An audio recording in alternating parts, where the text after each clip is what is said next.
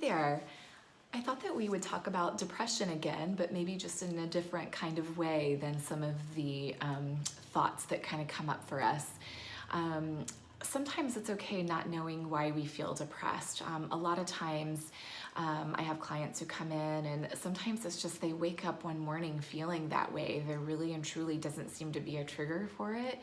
Or a lot of contributing factors. And so this is just kind of my own opinion, so take this with a grain of salt, but I think that this kind of comes up a little bit more for individuals who maybe have been through multiple periods of depression or depressive symptoms in their life, so it may not be quite as much situational. But either way, some of the things that are really hard to do when you're feeling this way are to get up and get out of bed and kind of go about your day.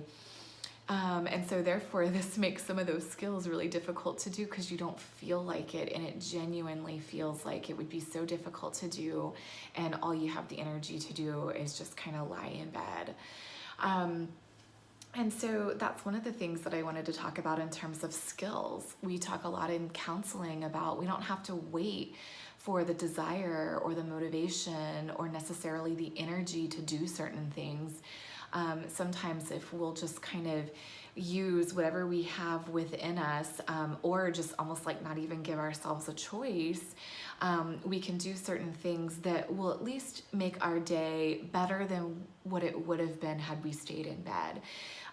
Or something to that effect. And you guys kind of know what I'm talking about, just that feeling of, what's it like at the end of the day when maybe all you've done is stayed in bed and binged on Netflix, maybe you were kind of temporarily numbed out or entertained, but at some point, I feel like I almost always hear from clients this tremendous guilt and shame that comes in from doing that.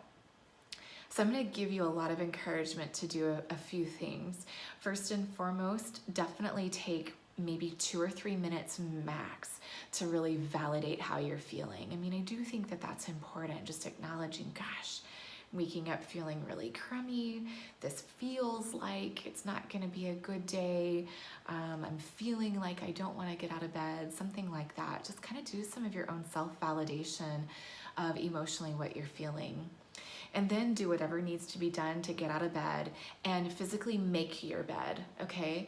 And then pretty immediately go through your morning routine, go brush your teeth, go get in the shower, splash, some cold water on your face if you need to, do your hair, do your makeup, get dressed as you normally would. Definitely eat something. That's one thing that comes with depression is sometimes a lack of appetite.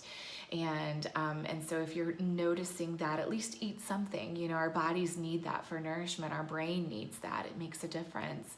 And then I would say get out of the house, whether it's going for work or going to work, whether it's going to run some errands, whether it's going to meet up with someone. If it's appropriate in where you are, go do a little bit of mild to moderate exercise.